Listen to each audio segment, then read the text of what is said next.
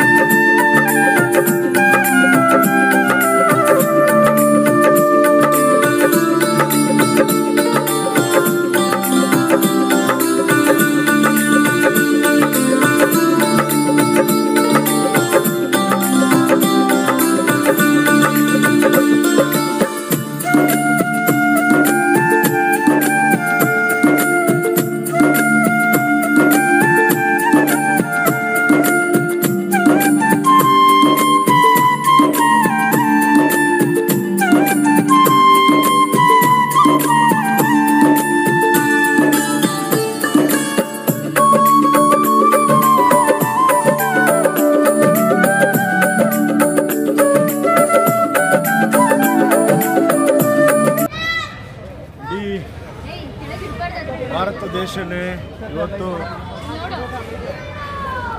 ಈ ದಿನ ಎದುರು ನೋಡಬೇಕು ಅಂತ ಕಾಣ್ತಾ ಇದ್ದಂಥ ದಿವಸ ಇವತ್ತು 500 ವರ್ಷಗಳ ತಪಸ್ಸು ಇವತ್ತು ಯಶಸ್ವಿ.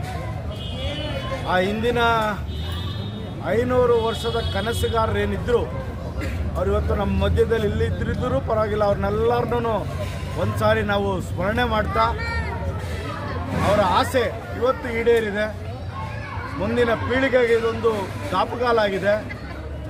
ಅದೇ ರೀತಿ ಯಾರ್ಯಾರು ಆಕ್ರಮಣ ಮಾಡ್ತಾರೆ, ಈ ಒಂದು ಸತ್ಯವನ್ನು ಮರಿಮಾಚೋದಕ್ಕೆ, ಸತ್ಯವನ್ನು ಮುಚ್ಚೋದಕ್ಕೆ ಪ್ರಯತ್ನ ಪಡ್ತಾರೆ, ಅಂಥವ್ರಿಗೆ ಇದೊಂದು ಎಚ್ಚರಿಕೆ ಗಂಟೆನೂ ಸಹಿತ. ಇವತ್ತಲ್ಲ ನಾಳೆ ಸತ್ಯ ಉಳಿತದೆ ಅನ್ನೋದಕ್ಕೆ ಇವತ್ತೊಂದು ನಿದರ್ಶನ. ಅಂಥ ಒಂದು ಎರಡೂ ಪಾಠವನ್ನು ಇವತ್ತು ಕಲಿಯುವಂಥ ದಿವಸ ಅಂತ ನಾನಾದರೂ ಭಾವಿಸಿದ್ದೀನಿ. ಈ ಒಂದು ಸುಸಂದರ್ಭದಲ್ಲಿ ಯಾರ್ಯಾರು ಶ್ರೀರಾಮನನ್ನು ಒಪ್ಪಲ್ಲ ಅಂತ ಹೇಳ್ತಿದ್ದವರೆಲ್ಲ ಇವತ್ತು ಒಪ್ಪುವಂಥ ದಿವಸ ಇವತ್ತು. ಯಾರು ಶ್ರೀರಾಮ ನಮಗೆ ಬೇಡ ಅಂತ ಹೇಳಿದ್ರು ಅವರು ಸಹಿತ ಶ್ರೀರಾಮನ ನಾವು ಭಕ್ತ ಅಂತ ಹೇಳುವಂಥ ದಿವಸ ಇವತ್ತು. ಸುಸಂದರ್ಭದಲ್ಲಿ ಕಾವೇರಿ ನಗರದ ಎಲ್ಲ ನಮ್ಮ ವೆಂಕಟೇಶ, ಮೌಗುರ, ನಾಗ, ಮಂಜು ಎಲ್ಲ ಸೇರಿ ಅನೇಕ ನಮ್ಮೆಲ್ಲ ಯುವಕರು ತಾಯಂದಿರು ಎಲ್ಲ ರಾಮ, ಲಕ್ಷ್ಮಣ, ಆಂಜನೇಯ ಇವತ್ತು ಕರ್ಕೊಂಡ್ಬಂದಿರೋದು ನೋಡಿ ಹಬ್ಬದ ವಾತಾವರಣ ಇವತ್ತು ನಡೀತಾ ಇದೆ. ಅದಕ್ಕೆ ನಾನು ಮತ್ತೊಮ್ಮೆ ಅಯೋಧ್ಯೆಯಲ್ಲಿ ಪ್ರಯತ್ನಕ್ಕೆ ಯಾರ್ಯಾರು ಸಹಕಾರ ಅವರಿಗೆ ಬೆಂಬಲವನ್ನು ಅಭಿನಂದನೆ ಸಲ್ಲಿಸಿ ಇದು ನಮ್ಮ ಹಬ್ಬ ಅಂತ ಹೇಳಿ ನಾನು ಶುಭವನ್ನು ಹಾರೈಸ್ತೇನೆ.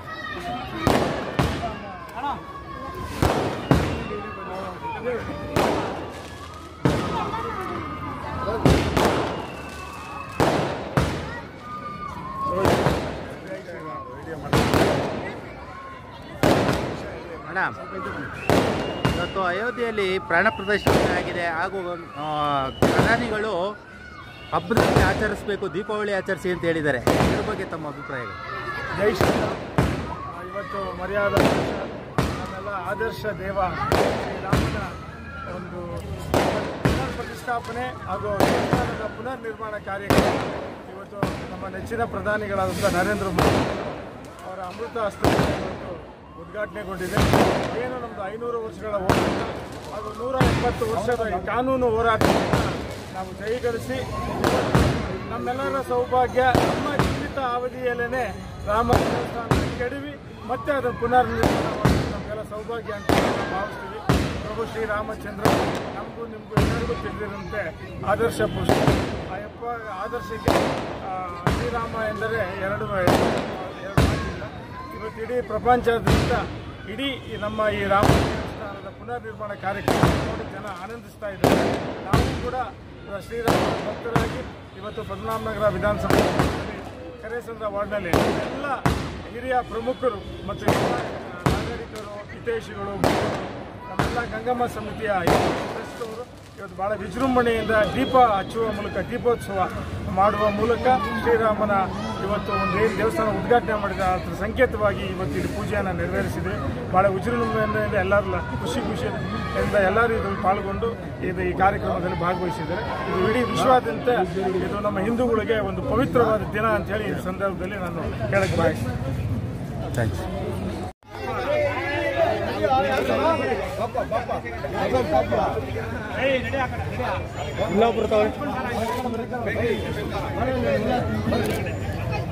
ಬರೀನಾರು ಬರ್ರಿ ಬರ್ರಿ ಬರ್ರಿ ಬರಪ್ಪ. ಬರಪ್ಪ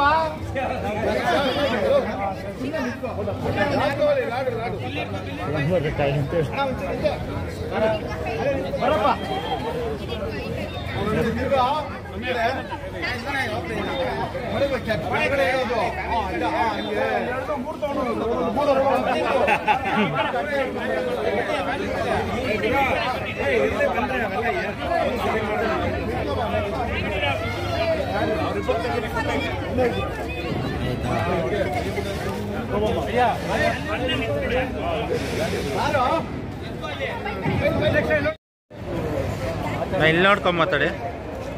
ಇವತ್ತು ದೇಶಾಂತರ ಇವತ್ತು ರಾಮ ಸರ್ ಇಲ್ಲಿ ನೋಡಿ, ಅಂದರೆ ಈ ಕನಸು 500 ವರ್ಷದ ಕನಸು ನಮ್ಮ ಫೀಲ್ಡಲ್ಲಿ ಅದು ನಮಗೂ, ನಮ್ಮ ತಂದೆಯವ್ರಿಗೂ, ನಮ್ಮ ತಾಯಿಯವ್ರಿಗೂ ಮತ್ತು ನಮ್ಮ ಅಣ್ಣ ತಂದೆ ಅಕ್ಕ ಎಲ್ಲರಿಗೂ ಹೇಳೋ ಇವತ್ತು ನಮಗೆ ಹಬ್ಬ ಆಯ್ತಾ ಇದೆ. ಹಬ್ಬ ವಾತಾವರಣ ಅಂದರೆ ಶ್ರೀ ಗಂಗಮ್ಮ ಅಣ್ಣಮ್ಮ ಸೇವಾ ಸಮಿತಿ ಕಾವೇನಗರದಿಂದ ನಮ್ಮ ಸ್ನೇಹಿತರು, ನಮ್ಮ ಅಣ್ಣ ತಮ್ಮದಿರು, ನಮ್ಮ ಸ್ನೇಹಿತರು ಮುರಳಿ ಅಣ್ಣ ಆಗಿರ್ಬೋದು, ನಮ್ಮ ನಾಗರ ಇರ್ಬೋದು, ಚೆರಿ ಇರ್ಬೋದು, ಮಂಜು ಇರ್ಬೋದು, ಲೋಕಿ ಇರ್ಬೋದು, ಎಲ್ಲರೂ ಸೇರಿಕೊಂಡು ಅಯ್ಯ ಆಗಲಿ ನಮ್ಮ ಕಾವೇನಗರದಲ್ಲಿ ಇವತ್ತು ವಿಜೃಂಭಣೆಯಿಂದ ಇವತ್ತು ಫಸ್ಟು 5 ದೀಪ ಅಂತಲ್ಲ 50 ದೀಪ ಅನಿಸಿದ್ದೀವಿ. 50 ದೀಪ ಅಂದರೆ 60 ದೀಪ, 60 ದೀಪ ಒಂದೊಂದೇ ದೀಪ ಅದು ಜಾಸ್ತಿಯಾಗಿ ತಿರುಪೂರಲ್ಲಿ ಶ್ರೇಷ್ಠ ಅಂತ ಜೈ ಶ್ರೀರಾಮ್ ಅಂತ ಜೈ ಶ್ರೀರಾಮ್ 3 ಅಕ್ಷರದಲ್ಲಿ ಇಡೀ ತಿರುಪೂರದಲ್ಲಿ ಇವತ್ತು ನಮ್ಮ ದೊಡ್ಡವರು ಬಸವರಾಜ್ ಆಗಲಿ, ಲಕ್ಷ್ಮೀಕಾಂತ್ ಆಗಲಿ, ನಮ್ಮ ಸ್ನೇಹಿತರು ಎಲ್ಲರೂ ಸೇರಿ ಇವತ್ತು ಕಾವೇರಿ ನಗರಕ್ಕೆ ಒಂದು ಒಳ್ಳೆ ಹಬ್ಬದ ವಾತಾವರಣ ಮಾಡಿದ್ದೀವಿ ಅಂತ ನಾನು ತಿಳಿಸ್ತಾರೆ.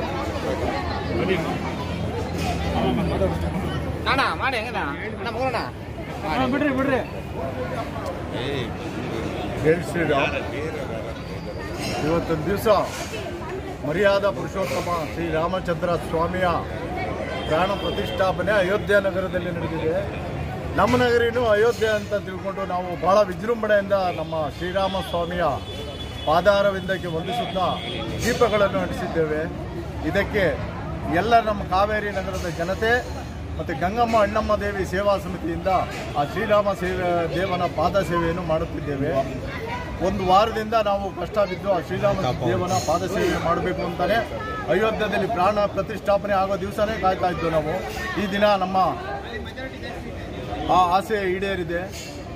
ನಮ್ಮ ಜೊತೆಯಲ್ಲಿ ವೆಂಕಟೇಶ್, ಮಂಜುನಾಥ್, ಚೆಲುವರಾಜ್, ನಾಗರಾಜ್, ಅಯ್ಯ, ಲೋಕೇಶ್ ಮತ್ತು ಅನೇಕ ನಮ್ಮ ಶಶಾಂಕ ಮತ್ತು ಅನೇಕ ನಮ್ಮ ಯುವ ಮಿತ್ರರು, ಯುವಕರು ಎಲ್ಲರೂ ನಮ್ಮ ಗ್ರಾಮಸ್ಥರೆಲ್ಲ ಸೇರಿ ಇವತ್ತೊಂದಿನ ಶ್ರೀರಾಮ ಸೇವನ ಈ ಒಂದು ಸೇವೆಯನ್ನು ಮಾಡುತ್ತಿದ್ದೇವೆ. ಆ ಪ್ರಭು ಚರಣಕ್ಕೆ, ನಮ್ಮ ಅನಂತ ಬಾಲರಾಮನ ಚರಣಕ್ಕೆ ಅನಂತ ವಂದನೆಗಳನ್ನು ಹೇಳುತ್ತಾ ದೇಶವು ಸುಭಿಕ್ಷವಾಗಿರಲಿ, ದೇಶಕ್ಕೆಲ್ಲ ಶ್ರೀರಾಮನ ಒಂದು ಆಶೀರ್ವಾದ ಇರಲಿ ಅಂತ ತಮ್ಮಲ್ಲಿ ಕೇಳ್ಕೊಳ್ಳುತ್ತಾ ನಾನು ಈ 2 ಮಾತುಗಳನ್ನು ಮುಗಿಸುತ್ತಿದ್ದೇನೆ. ಜೈ ಶ್ರೀರಾಮ್, ಜೈ ಹನುಮಾನ್. ಇವತ್ತು ನಮ್ಮ ಪೂರ್ವಜನ್ಮದ ಪುಣ್ಯ ಅನ್ಕೊಂಬೋದು. ನಾವು ಕೇಳಿದ್ವಿ ರಾಮ ದೇಶ, ರಾಮ ಜನ್ಮಭೂಮಿ ಅಂತ ಕೇಳಿದ್ವಿ ನಾವು. ಆ ಯೋಗನ ನಾವು ಇವತ್ತು ಕೇಳ್ಕೊಂಡ್ಬಿಡ್ತೀವಿ. ನಮ್ಮ ಹಿಂದಿನ ಪೂರ್ವಜರು ರಾಮನ ಪಟ್ಟಾಭಿಷೇಕ ಮಾಡಿದ್ದಾರೆ. ಅದು ಇವತ್ತು ರಾಮ ಜನ್ಮಭೂಮಿ ನಾವು ಇವತ್ತು ಪುನಃ ಸ್ಥಾಪನೆ ಮಾಡಿ ಇವತ್ತು ನಮ್ಮ ದೇಶದಲ್ಲಿ ಇವತ್ತು ರಾಮ ಜನ್ಮಭೂಮಿ ಇವತ್ತು ನಾವು ಪಟ್ಟಾಭಿಷೇಕ ಮಾಡಿದ್ದೀವಿ. ಎಲ್ರಿಗೂ ಒಳ್ಳೆಯದಾಗಲಿ. ಇದೇ ರೀತಿಯಾಗಿ ಮುಂದಿನ ದಿನಗಳಲ್ಲಿ ಈ ನಮ್ಮ ದೇಶ ಕಂಡ ಅಪ್ರತಿಮ ವೀರ ಅಂದರೆ ತಪ್ಪಾಗಲಾರದು ನಮ್ಮ ಭಾರತದ ಪ್ರಧಾನಮಂತ್ರಿಯವರ ಆಶಯದಂತೆ ಮತ್ತು ಎಲ್ಲ ಸರ್ವ ಜನ ಹಿಂದೂಗಳ ಆಶಯದಂತೆ ಇವತ್ತಿನ ಅವರಿಗೆ ಅವರ ಒಂದು ಇದರಿಂದ ನಮಗೆ ಕಾರ್ಯಕ್ರಮ ಇದೆ. ಅದರ ಜೊತೆಗೆ ಈ ಒಂದು ಕಾರ್ಯಕ್ರಮಕ್ಕೆ ನಮಗೆ ಕರಸೇವಕರಾಗಿ ನಮಗೆ 92ರಲ್ಲಿ ನಮಗೆಲ್ಲ ಹೋಗೋ ಅವಕಾಶ ಸಿಕ್ಕಿತ್ತು. ಆದರೆ ನಮಗೆ ಸೆಂಟ್ರಲ್ಲೇ ತೆರೆದು ನಮ್ಗೆ ಇದು ಮಾಡಿದ್ರು. ಆದರೆ ಅಲ್ಲಿ ಹೋಗಿ ಜೀವನ ಅರ್ಪಣೆ ಮಾಡಿದಂಥ ಕರಸೇವಕರಿಗೆ ಮೊದಲು ನಮ್ಮ ಸಂಸ್ಥೆ ಏನೇ ಕಾರ್ಯಕ್ರಮ ಮಾಡಿದ್ರು ಅವರಿಗೆ ಸೇರಿದ್ದು ಅಂತ ಅಂದ್ಬಿಟ್ಟು ನಾವು